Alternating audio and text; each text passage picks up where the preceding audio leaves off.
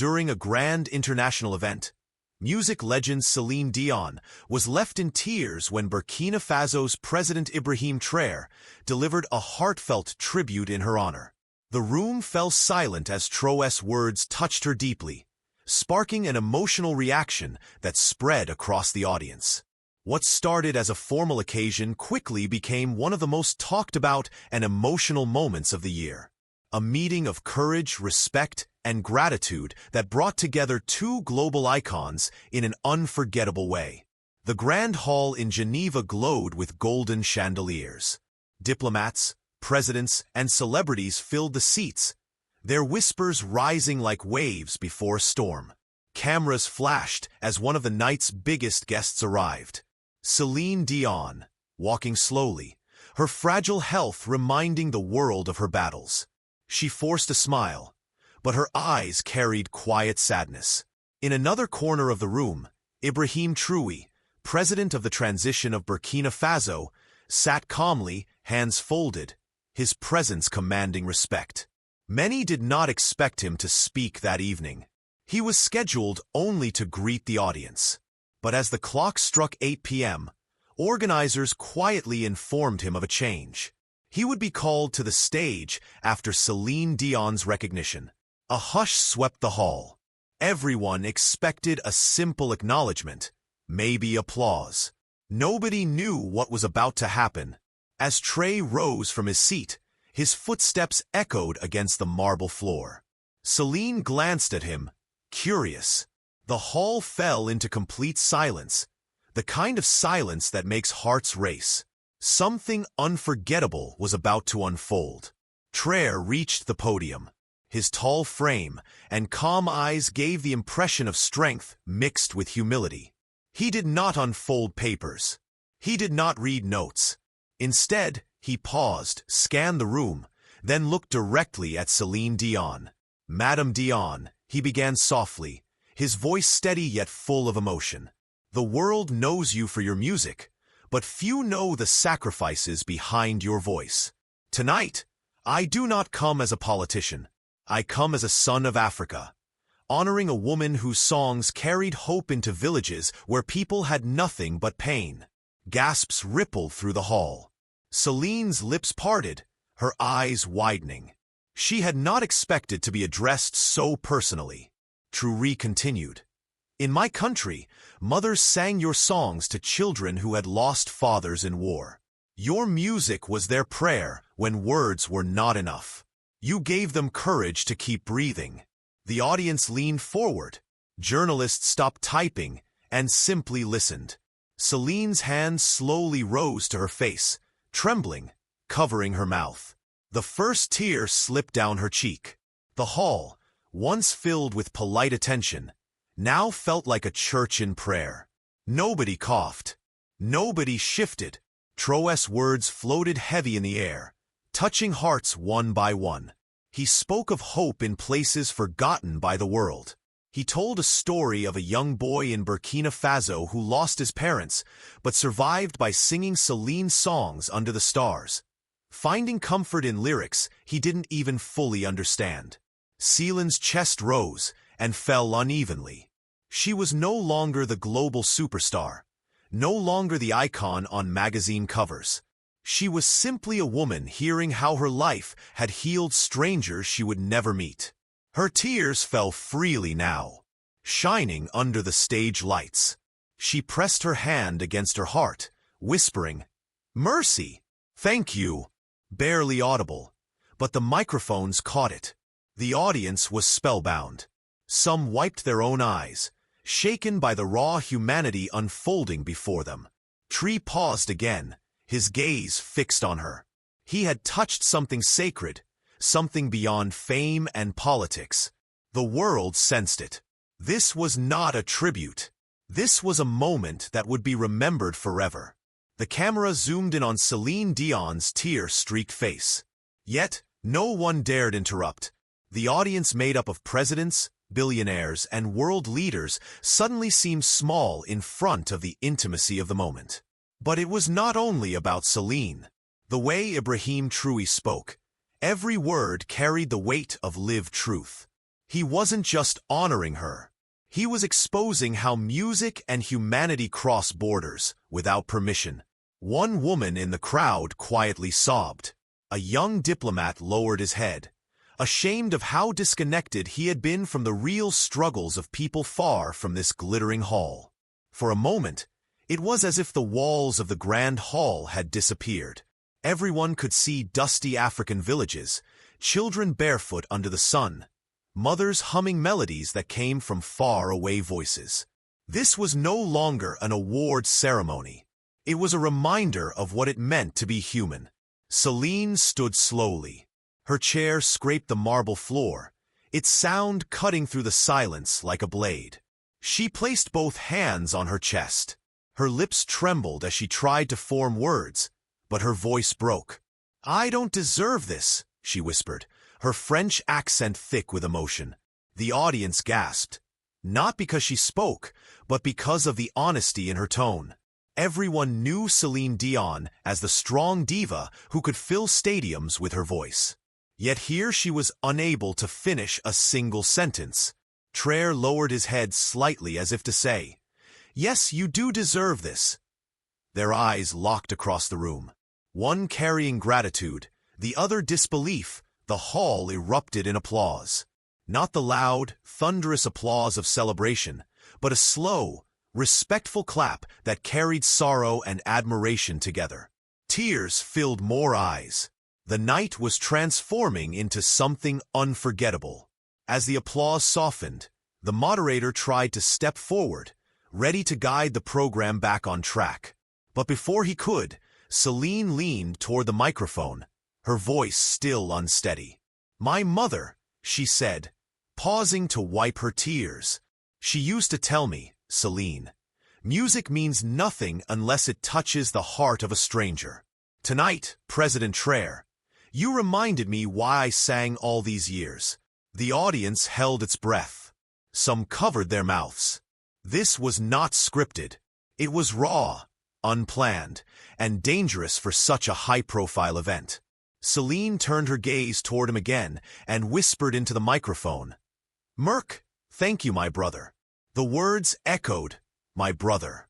Reporters who had come expecting political speeches scrambled to capture every second. Something deeper than politics, deeper than fame had just unfolded. And it was only the beginning. News outlets were already buzzing. Phones glowed across the room as diplomats and celebrities typed frantically live tweeting what they had just witnessed. The event meant to showcase international cooperation had unexpectedly turned into a story of raw human connection. But what struck people most was not just the tears of Celine Dion. It was the unshakable sincerity of President Ibrahim Traoré. He had spoken without ego, without political motives, something rare in such halls. In the crowd, a Hollywood actress whispered to her friend, "This is history. We're watching history." Meanwhile, outside the hall, security staff and hotel workers stopped in their tracks to watch the live broadcast on screens. A janitor leaned on his broom, his eyes wet, whispering, "He speaks for all of us." The ripple had begun. What started as a tribute was now a movement of emotion spreading far beyond the four walls. And Celine, still shaken, had no idea that the night was far from over. As the program tried to continue, an aide quietly approached Celine Dion and slipped a folded letter into her hand. Confused, she looked at the envelope. It bore the seal of Burkina Faso. She hesitated. Was this part of the event? Why now? With trembling fingers, she opened it. Inside, written in careful French, was a personal note from President Traoré himself. "Celine, you do not know me personally, but I know your music healed wounds in my country. This tribute was not for applause. It was to tell you on behalf of millions. You saved lives without knowing it. You gave hope when we had none." Her heart pounded. This was not something meant for headlines. This was private, intimate. Words not meant for the world, but for her soul. She pressed the letter to her lips, fighting back fresh tears. The cameras didn't catch it, But those near her saw the moment, and they would never forget the look on her face. The master of ceremony tried to bring order, announcing the next scheduled speaker. But the crowd's energy had shifted completely. It wasn't about awards anymore. It wasn't about politics or prestige. People leaned toward one another, whispering about what they had just witnessed. Some delegates, hardened by years of diplomacy, found themselves wiping away tears they didn't expect. Celine rose again, clutching the letter. Her hands shook, but her voice carried power this time. This world teaches us to measure success by money, power, or fame, she said. But tonight, I was reminded that success is measured by the lives we touch. The hall erupted in a standing ovation. The sound shook the chandeliers, echoing into every corner of the building. Traoré remained seated, his eyes lowered in humility, refusing to claim the spotlight. That simple gesture only deepened the respect people felt for him. The hall was no longer a place of politics. It had become a sanctuary of truth. By the next morning, the tribute had already circled the globe. News outlets in Paris, New York, and Ouagadougou replayed the video endlessly. Headlines read, "Celine Dion brought to tears by African president's words." Clips flooded social media. Teenagers who had never listened to her songs before were suddenly discovering her music. At the same time, millions were Googling Ibrahim Traoré, curious about the young leader who spoke with such honesty. Inside Burkina Faso, people gathered in cafes and living rooms, their pride overwhelming. Women in small villages clapped their hands, saying, "Our president showed the world we have a voice." Farmers paused work to watch the video on shared phones, tears mixing with smiles. Celine herself stayed silent. She avoided interviews, retreating to her hotel suite, clutching the letter she had received. The words still burned in her heart, and quietly she began to write something back. Later that evening, before another dinner meeting, a sealed envelope was delivered to President Traoré. He opened it slowly, his calm expression never changing. Though his aides noticed his hands tighten around the paper, inside was Celine Dion's handwriting. In careful French, she wrote, "Mr. President, you reminded me that songs are more than melodies. They are bridges. I sang for the world, but I never knew I reached the children of your land. Your words gave my voice a new meaning. For that, I thank you, not as an artist, but as a mother, a sister, and a woman. With respect, Celine." Traoré folded the note carefully and placed it in his jacket pocket. He said nothing, but later, as he prepared to face another night of cameras and speeches, his aides noticed something rare: the faint glimmer of tears in his eyes. The next day, they met again, not on stage, not in front of cameras, but in a quiet lounge behind the hall. Celine walked in first, frail yet graceful, holding her hands together. Traoré stood to greet her. For a long moment, they said nothing. The silence between them was not empty. It was filled with gratitude and unspoken understanding. Finally, Celine spoke. "You reminded me of why I began. I thought my career was ending with illness, but last night you gave me back my purpose." Traoré's reply was simple, almost a whisper. "And you reminded the world that even in pain, beauty can heal us." Their words were brief, but the weight behind them was immeasurable. Two very different lives, two very different paths, meeting in a moment of truth. Neither of them knew that this private exchange would only deepen the wave that was sweeping across the world. Not everyone in power liked what was happening. Some leaders whispered behind closed doors, worried that Traoré's words had stolen the spotlight. They complained the event was off track, but deep down they knew they couldn't stop the story. It was already spreading like fire. Meanwhile, millions of ordinary people around the world were posting clips. A trending hashtag appeared. When he spoke, she cried. It wasn't just about Celine or Traoré. It was about the truth of their meeting. People share their own stories of how a song or a kind word saved them in dark moments. A TV anchor in Canada broke down on air while replaying the video. A Birkin-based student in Paris proudly said, "For once, my country is in the news for something beautiful." Celine herself stayed quiet, but her silence was powerful. The world waited to see what would come next. That evening, Celine asked for something no one expected. She requested a private piano to be brought into the lounge of the hotel. Traoré was invited along with a few close aides. Her fingers trembled on the keys at first. She hadn't performed in months due to her illness. But slowly she began to sing. Her voice was fragile, softer than before, but it carried something pure, raw, imperfect truth. The room fell still as the melody filled the air. She chose not one of her global hits, but a French lullaby her mother had once sung to her. Tears formed in Traoré's eyes as he listened, not as a president, but as a son, remembering his own mother's voice. When the last note faded, Celine whispered, "This song is my thank you for reminding me I am still alive in music." The next day, as reporters swarmed the hotel, a quiet agreement was made. Celine and Traoré would step outside together, not for politics, but to show the world that kindness and respect were more powerful than titles. As they appeared side by side, the crowd outside erupted. People waved flags, some Canadian, some Birkin-Bay. The chants mixed languages, but carried the same message: gratitude. A child broke through the crowd and handed Celine a single white rose. She bent down, hugged the child, and passed the flower to Traoré. The cameras caught it instantly, the exchange of hope between two icons. Traoré raised the rose in the air. "This," he said softly, "is what the world needs. Not money, not power, just humanity."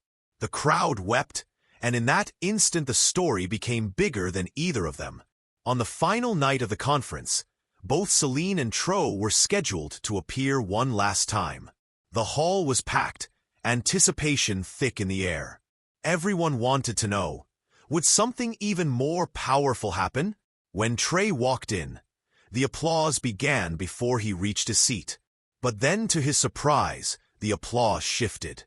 The entire room stood, and Celine appeared on stage without being introduced. She looked frail, but her eyes glowed with courage. "I came here to receive recognition," she began, her voice shaky. "But I found something greater, a reminder of why life matters." She turned toward Traoré, her tears already flowing. "This man reminded me that music is not mine. It belongs to the people." The audience erupted, the sound louder than thunder. Cameras flashed, capturing tears on both their faces. It wasn't just applause. It was history being written in real time. The images spread across continents within hours.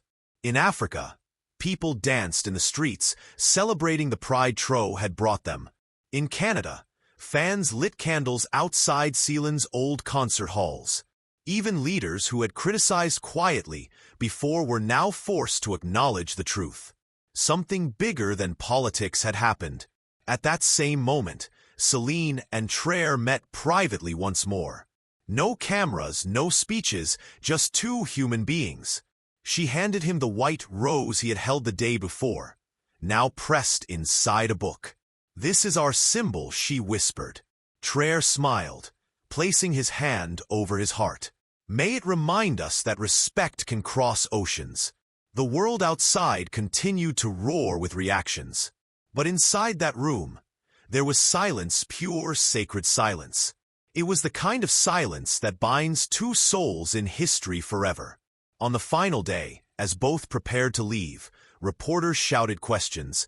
Celine held back tears and simply said, "I came here honored, but I leave here healed." Traoré added only one sentence: "When we choose humanity, we all win." The crowd wept. Some clapped. Others simply stood frozen, knowing they had witnessed a once-in-a-lifetime encounter. Within days, the moment was called. the tribute that stopped the world. But for Celine and Tro, it wasn't about headlines. It was about truth, dignity, and the reminder that kindness still mattered in a fractured world. As their planes departed in different directions, one thing was certain: their paths had crossed for a reason, and the world would never forget. Dear viewers, if this story touched your heart, if it made you cry, smile, or believe in humanity again, don't just watch in silence. Hit like to honor this moment. Tap subscribe so you never miss stories like this. And most importantly, share your feelings in the comments below. Your words matter. Let's fill the world with love, respect, and gratitude.